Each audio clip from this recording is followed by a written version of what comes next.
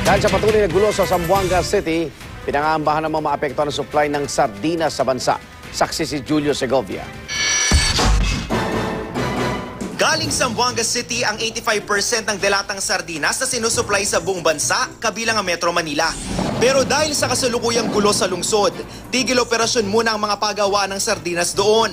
Pangamba tuloy ng Sardines Association of the Philippines. Pag tumagal pa ng higit isang linggo ang bakbakan sa Zamboanga, posibleng maapektuhan ang supply. Nobody can really work. So most of the employees are really affected.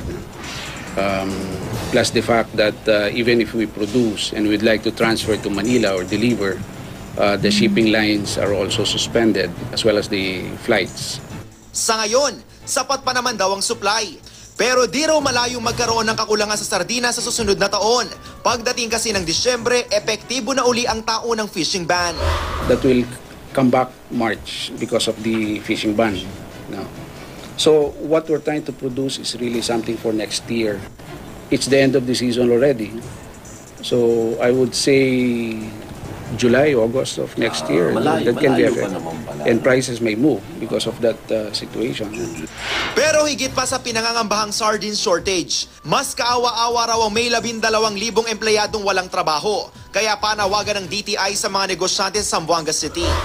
We have encouraged them to open their business as much as they can, and that the local DTI office and the local DILG offices are ready to provide whatever assistance will be needed by the business owners and their employees.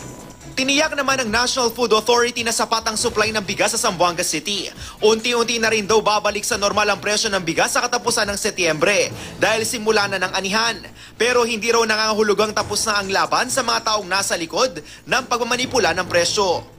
Mula Hulyo, higit 200 rice traders at retailers na ang kinasuhan ng NFA dahil sa iba't ibang paglabag, gaya ng switching o pagpapalit o di kay paghahalo ng NFA at commercial rice. Bukod sa suspensyon ng lisensya, pinagmulta rin sila. Bukod pa yan sa mga tao o grupong nasa likod ng pagpapakalat na kulang ang supply ng bigas sa bansa. Ito po kasi isang malinaw na uri ng ng economic sabotage. So, may mga kaukulang parusa naman po dito kasi ang kinreate po nila na senaryo ay pwedeng mag-cause ng isang malaking krisis. Ako si Julio Segovia, ang inyong saksi.